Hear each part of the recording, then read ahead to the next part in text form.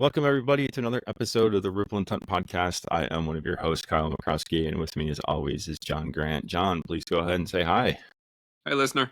Hope you're all doing well today, and in our ever winding journey to try to figure out how to start off this podcast in the right way. Well, a little bit about Ripple Intent. So we're a nonprofit organization based in Denver, Colorado, and we host events throughout the year, throughout the country, where we get together and have the meaningful conversations that help you become a better person, better teammate, and a better leader.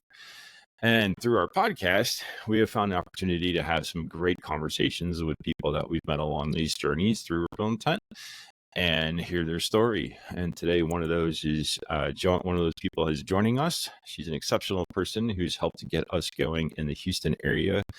We started years ago, pre-pandemic, paused during COVID, and then came back with the fury after. And the Houston community has grown leaps and bounds, which is super fun, and really enjoy spending time with her and getting to know her and her team, and thought that you would enjoy listening to her journey, her story, and what she does. And so, Rhona, thank you for joining us today. Appreciate you being here. Say Thanks hello, for having please. me. Absolutely. Hi, everybody. So I mentioned you're down in Houston, you're down in Texas, but that's not where you're from, right? No, I'm from Buffalo, New York.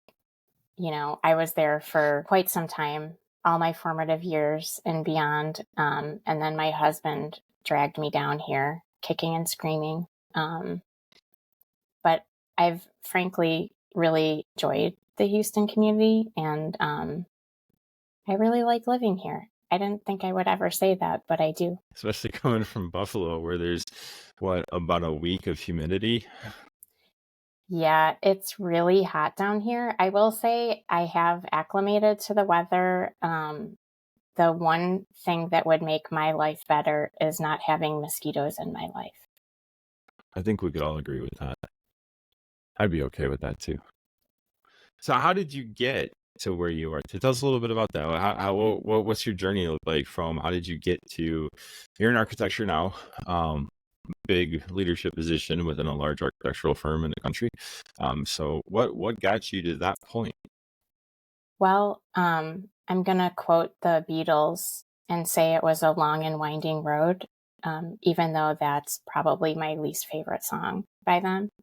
When I was younger, I was one of those people that thought I would have a very straight path to what I would do in life. And at a young age, I had an eye injury, and that really, it wasn't like a huge one. Obviously, I'm fine, but it really shaped my idea of the world, because I found out, I needed glasses. I could see everything a whole lot better after the whole experience. And I really wanted to be an ophthalmologist. It just really intrigued me because they really helped me. And so that was kind of my path. And when I was in high school, I was able to see surgery in an OR and had quite an experience there, because I almost passed out. And then, they whisked me away and all the nurses told me all of their pass out stories, and they were horrific. And I thought, you know what? I don't think this is for me. So then I was like, well, I could be an optometrist. And so that was my path. And in college, I was in an accelerated program, and I was on my way to going to optometry school. And I worked at an eyeglass shop for several summers, which I adore. And the owner of that shop is basically like an aunt of mine. And that's why I have fabulous glasses as well. But, having your eyes examined, it's always a very intimate experience, I think. You're in a room with one other individual, and they're like getting really close to your face and looking into your eye. And I thought, you know what? I don't think this is for me. I'm more of a people person. And so because it was an accelerated program, I randomly fell into an art class because it was a liberal arts school and I had to get my art credit. And I ended up being really good at drawing, something I never knew I could do because I was in band throughout high school and elementary school. And so I ended up getting another major. So I graduated with a biology and art degree. And what do you do with that? I don't know. I Draw didn't some know. really cool animals. So I I was very fortunate. When I graduated, I got a ticket from my cousin Peter, who worked at Delta. And I basically went to Europe for 4.5 months by myself. And the only way I could do it, or the only way that my mom would let me do it, was to I signed up for art school for a month and a half in Florence. And then I got a 3-month Eurail pass and I traveled around and had adventures. And then after that, I realized I could really do anything. So then what do you do after that? Well, I kind of kicked around and had a million different jobs. I thought about being an art conservator. I took a bunch of art history classes. I took photography classes. And I waitressed a lot. I love the hustle. I love making people happy, enjoying others' company. I have to say, absolutely loved waitressing because I worked with a really solid group of people that I'm still friends with to this day. And it was exciting and fun and new every day. And then my now husband, you can only I knew I could only waitress for so long because I don't know. I felt like I had to figure out what I wanted to do. And I think I was working as a picture framer at that point. My husband, this is so tacky and cliche a little.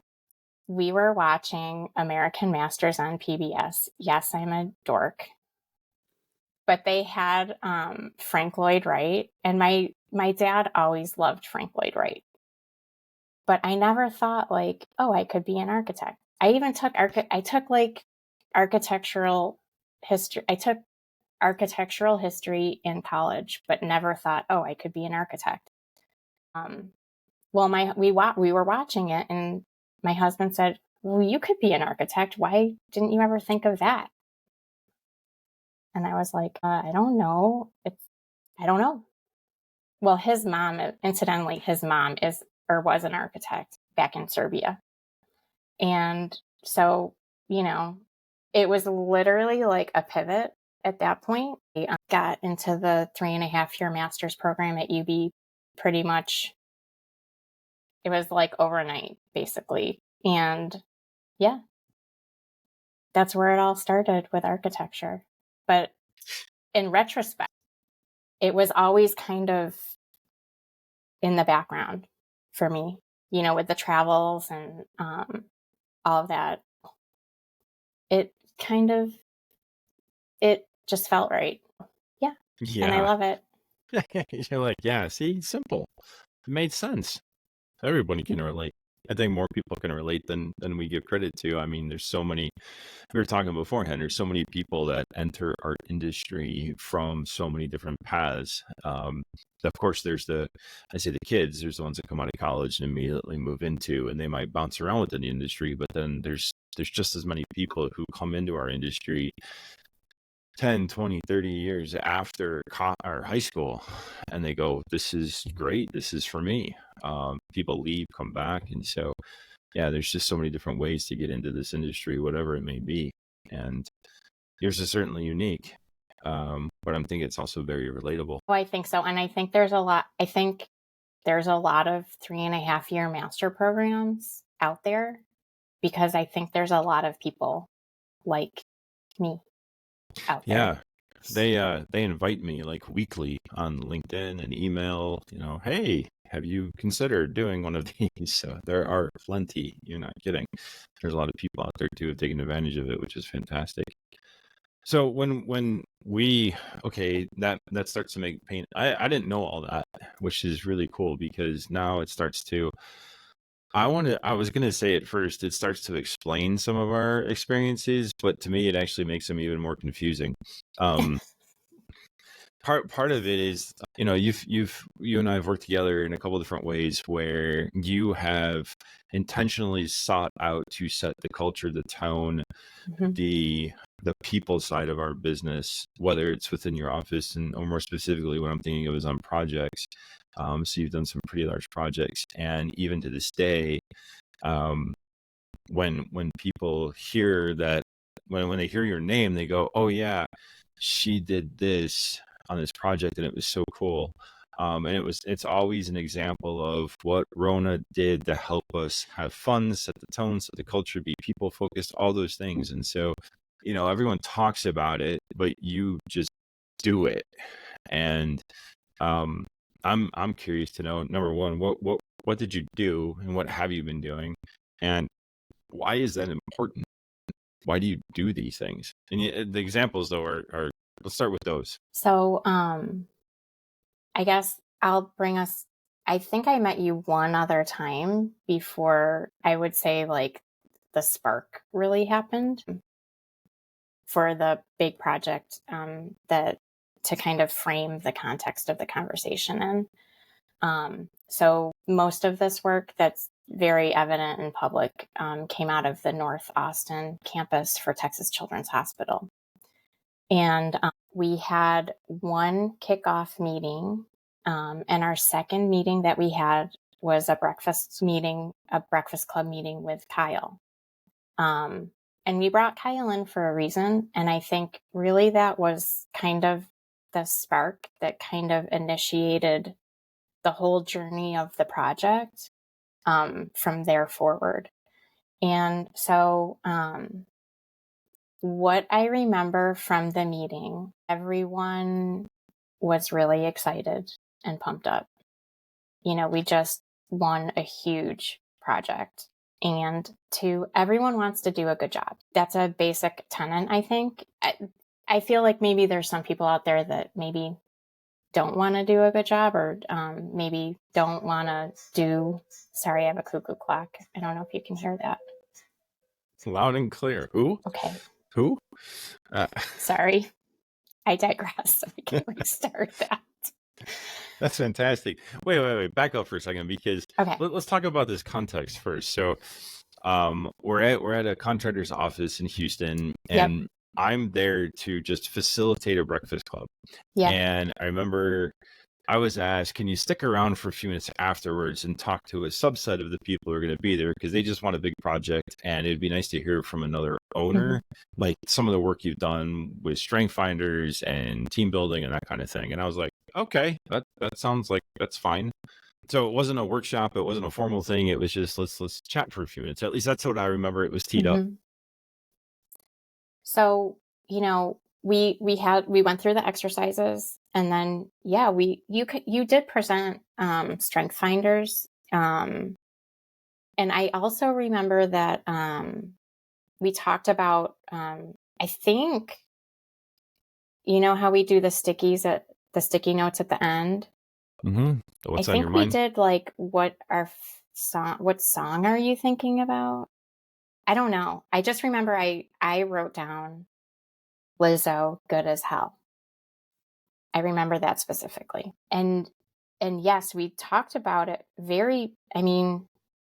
it was kind of like the chit chat at the end of a meeting, and we kind of all went on our way. But I would say out of that breakfast club, we made a conscious decision to focus on the team and doing extensive team building and kind of culture building on the project. And I will say this, that it was a very conscious effort, and that the owner was interested in working on this culture as a group. Um, which I think is very important. And so, we walked out of there, and it's kind of, oftentimes I was like, well, how are we going to do this kind of thing? Because it's, a lot of people don't focus on it. If you get a big job, you're kind of running around with your hair on fire and thinking like, how, we just got this job. I know there's an end, and there's going to be a building and a campus and infrastructure and all of this stuff. But how do we actually get there?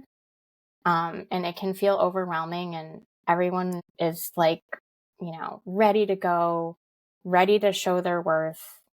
I deserve to be at the table. I'm here for a reason. And and to harness that energy productively so people aren't stepping on each other's toes.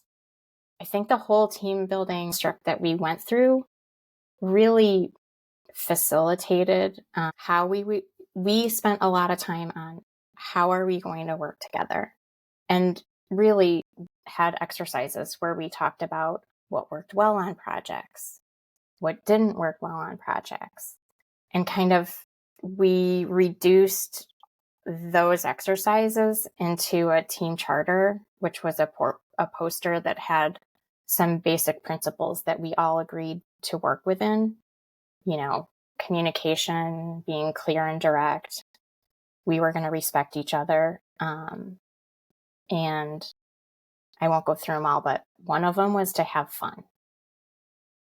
And how do you have fun on a highly stressful, tight dual project? But we managed to do it because I think we were thoughtful about how we wanted to work together. No one likes feeling poo-pooed or disrespected or not feeling heard. And so we really did a lot. We had a lot of things that we did that may not seem important or worth time and effort. But in the end, it really, on the backside, it was like smooth sailing, because we were such a cohesive team. People that came on later in the project would often say they didn't know who worked for which company because we were just so woven together and tight. But yeah, I will say it was a lot of work up front and throughout to kind of make this charter. And we basically made a book which had the charter. We all signed it. We all agreed that that was the way we were going to work together. And then we had our strengths. We had a team questionnaire, which had some random questions, like if you like coffee or tea, or cake or pie, stuff like that. But it also had, how do you like to receive? How do you like to be communicated with? And like some deeper questions like that, to kind of help people, like, everything's not going to be perfect, but how can we make it better for every individual?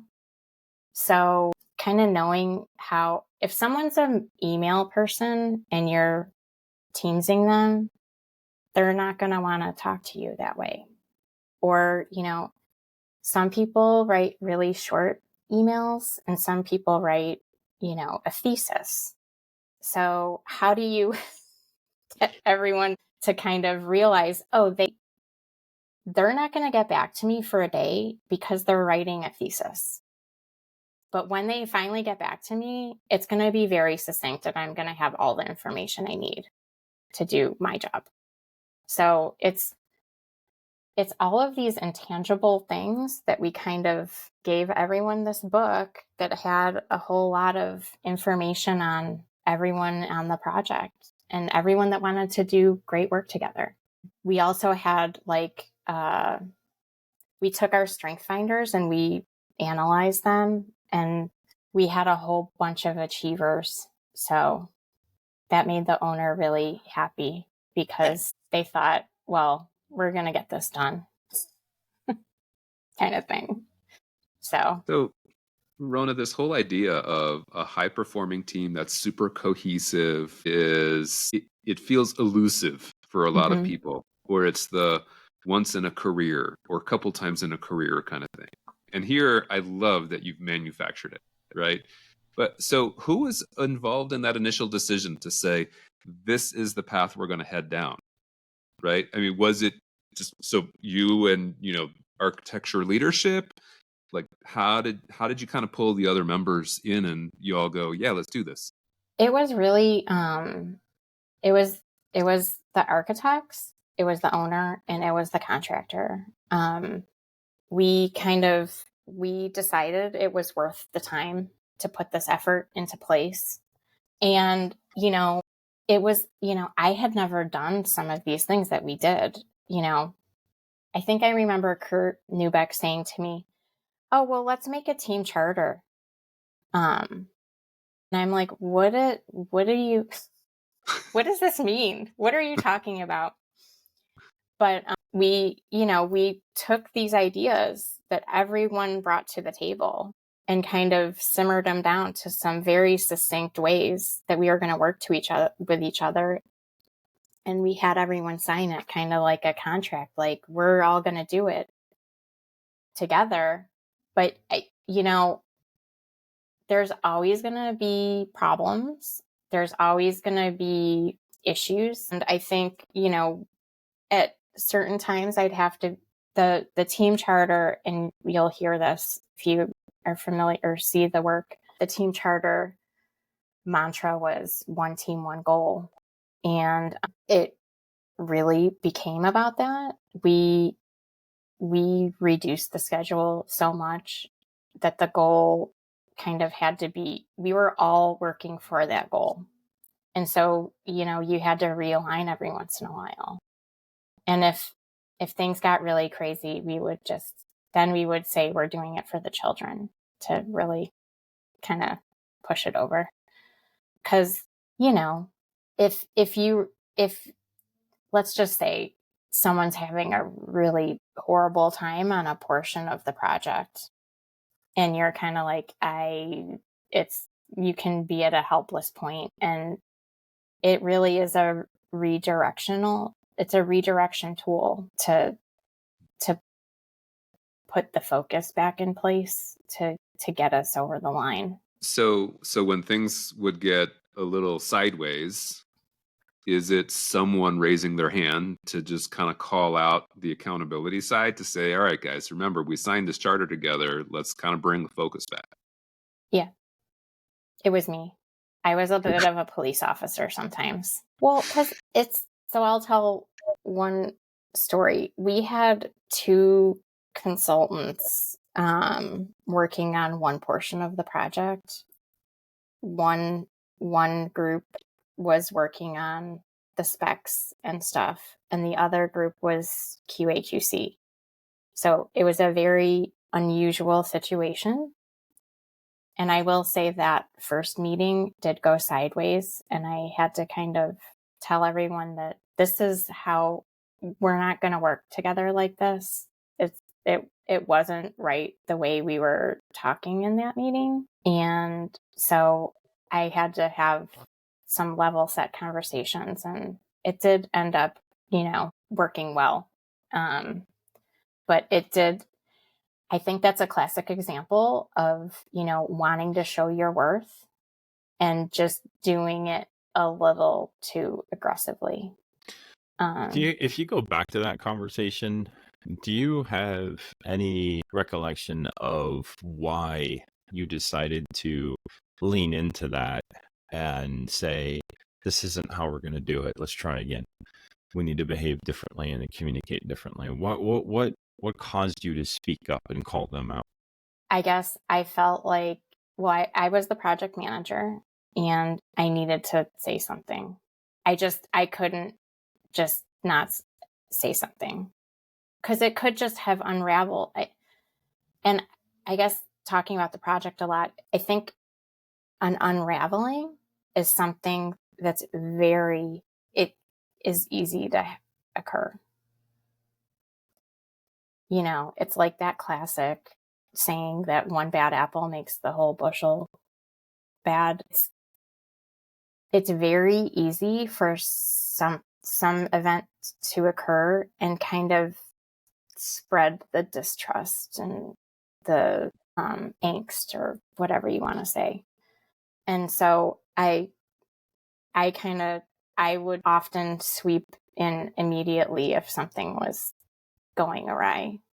So yeah, I was kind of like a little mini police officer sometimes, just trying to remind everyone this is why we're here, and get the focus back. So even with the charter and all the other exercises, up front, there was this constant maintenance. Maintenance might be the wrong word, but it kind of feels like that, where you say the mini police officer. It took somebody to. Did you ever see other people start doing the same thing? Absolutely. As you? Yeah. So yes, you I had modeled deputies. Absolutely. You had a posse on Yes. that. Okay, that makes Oh, sense yeah. being in Houston. Okay, Yeah. so or in Austin. I mean, I could just see you with your sheriff hat and the horse coming into town. All right, we're gonna run this project. I like that. That's cool, and it Did makes you a lot of have to sense. did Go ahead, you John. have to ask people to step in that way, or did it seem to naturally happen?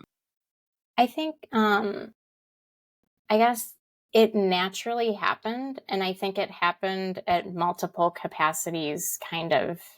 As I'm just going to jump back a minute and just say that we were awarded the project in early 2020. We had our kickoff in February, and we worked for 6 weeks, and the project went on hold for another 6 weeks. And then when it came back with a vengeance.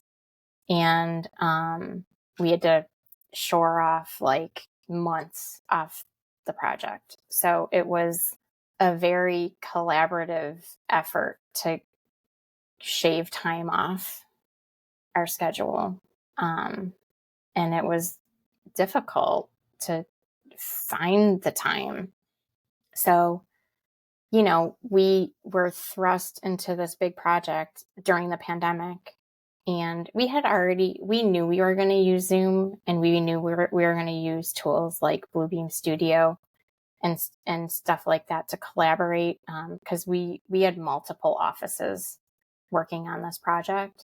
So there was a lot of stuff in place, but we had to, we established a lot of things that some people may not like to spend the time on, but we spent time on, like how we were going to work in Bluebeam together, how we were going to run meetings. And I guess back to my deputies, in the meetings, I always had co-hosts in Zoom, and those people had muting abilities and other like extras to kind of help manage the meetings. So it kind of happened naturally, but yes, I absolutely had, my lead PAs, Margarita de Monterosa, and Emily Barris. They were always co-hosts and always looking, as the classic, someone not being on mute and saying something bad would occur. Yeah. So yeah, it takes a team, and it takes a team that really does that. We all took it to heart, and we all made sure we were working within that framework. So what I'm hearing, right, and I'm really hammering in on this point, because getting people to change behaviors from the way I've always done it is really hard. And so what I'm hearing actually is there really wasn't a lot that happened by accident per se. You teed everyone up. You had conversations, even to the point of how are we going to run meetings? Again, this is something that we frequently don't talk about. But here you're establishing behavioral norms and customs that the team is then going to carry through, and having reminders throughout the project of the behavioral norms that we all agreed we're going to participate in. Oh, absolutely. We had rules about everything. It kind of, we didn't be like, oh, well, we're going to have rules about everything. We didn't say that's how we're going to start the project. But we it felt like we needed to set rules for how we were going to be in a meeting. So when I'm in other meetings now, I'm kind of like, how are these people behaving themselves? So, if you were part of the core team, you were on camera for every big meeting. If your team, like say we had interiors discussions, the presenter is absolutely on camera, and everyone that's working on that portion of the project is on camera. Did you ever think, this is a lot of work, this is not going to work out? Did you ever doubt yourself? I guess I didn't. There was so much work. I don't think I had time to kind of be like, well, I don't know. It was like we were going gangbusters. There wasn't time to really think like that. There's I don't always know. time to worry. Well, But I no, will I mean, tell did you you ever, this. I can't I imagine was that in everyone, so many meetings that, yeah. I can't imagine though that everybody, and maybe it was this way. Maybe everybody was truly, let's put effort into this. This is going to work out. I imagine there were a few resistors, Absolutely. There were. but you had enough deputies, enough support, enough Mhm. momentum to carry through that. See, that's what I'm okay, and that's a really Yeah, key I guess point. like not to be cliche, but like, can you imagine who would not be like gung ho about this? I'll give you the answer. I feel like engineers are probably not the first people to kind of, yeah, like it's like feelings and, It's the worst. I've been doing this for 30 years. I don't need someone to kind of come in and tell me how we're going to do things. They kind of, everyone was training everyone kind of thing. And, we were like, let's just say Bluebeam Studio, it's really easy to make someone upset in Bluebeam Studio if you're using a color that you just think is a pretty color on this project. We had specific colors for each entity, and you had to be working in those colors because everyone's brain became trained to know who was that voice. So yeah, it was a lot, like down to the minutia. You had to be like, okay, like we're not going to do it this way. But we would say it respectfully. This is how we're going to do the project together. Yeah, there's a lot of ways that people could be taking this. Is it, you talked about the police metaphor. I think we see a lot of, and it goes with pull plans, it goes with team building, it goes with charters. We see a lot of one time thing, and then all right, now we got to get to work, and then that pull plan or that charter sits somewhere for the duration of the project, and if we revisit it once, we're lucky.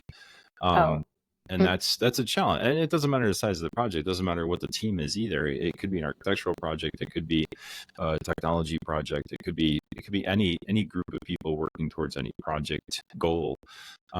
Knowing that, look, we're going to be intentional about how we behave, how we run this project, how we treat each other, how we hold meetings, how we process things, talking openly about those processes, and then holding ourselves accountable to, we have what I heard you say before, which I think was really brilliant, was you have different people who bring different expectations to the table and different ways of engaging.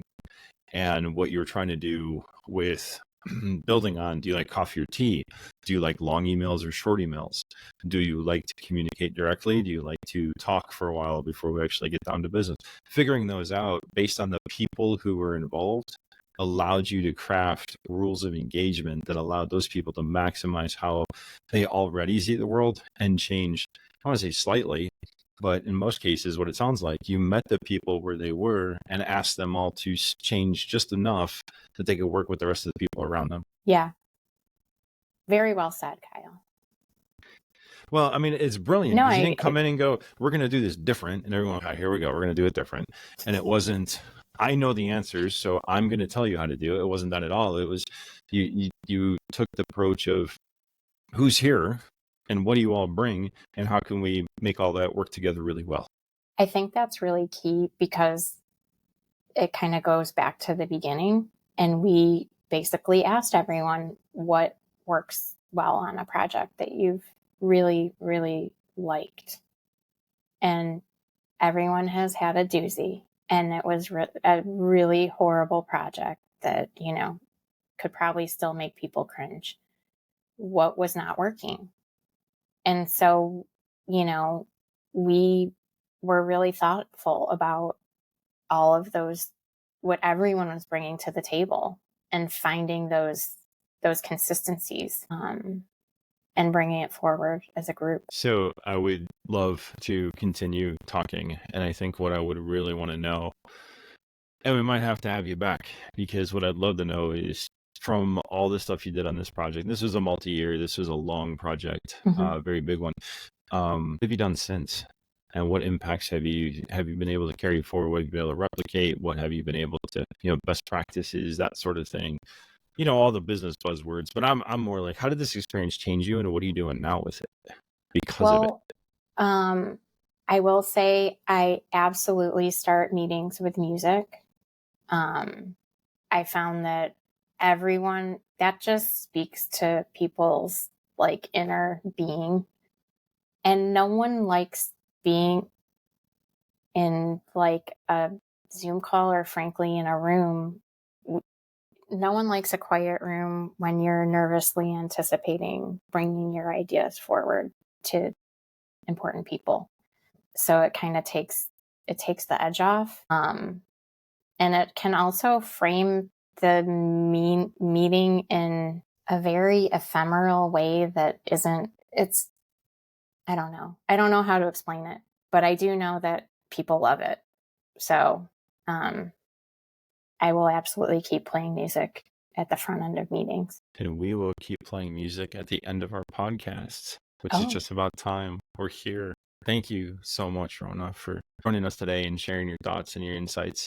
It's great to spend some time hearing about what you did, how you did it, the impact. Because I think so many people, like John, you hit on it before, this kind of stuff can often feel very elusive. Like it's here's all the reasons why I can't do it where I work. And here you are going, well, it just seemed like the right thing to do, and it made a lot of sense. And for the good of the people there, we did it. But I got to say, the best thing I appreciate was how you totally called out the engineers. Thank you for that. That made my day. I do love engineers, but you know the type I'm talking about. Yeah, and he's right here in the middle of my screen. About. He's right there. Some of us have feelings. We just choose when to let you know that we have them. I do. On that. I do. John. I will. But I know you. We do need to wrap. But I really do. I want to reinforce that piece. People think that this is hard, and I hear work, but the fact that you started this whole thing with an idea that became a conversation, that's really not that hard to start changing behaviors by saying, well, what would you guys think about doing something differently? So again, listener, I want you to hear that part and really dig in. It's doable. It's possible. This is a wonderful example of how to actually get into the weeds and really carry it through. So Rhona, thank you very much for sharing the story. Thank you for having me. And I will, just to piggyback onto your last statement, there goes the cuckoo clock again. It may feel very uncomfortable to do something you think could be cool or change things the first time. And I will say, the first time I played music at the front end of a meeting, I was, I had sweaty palms and was like, I hope this goes over okay. But when people showed up to the meeting and their faces lit up, it was worth it. And so hopefully everyone out there can try something different and have it light someone's face up. Awesome. Thank you so much. As always, you can find us at ripplintent.org, LinkedIn. Find John, find me, find Rhona. We're all out there. Connect with us. Let us know your thoughts, and appreciate listening. And we'll see you on the next one. Take care, everyone.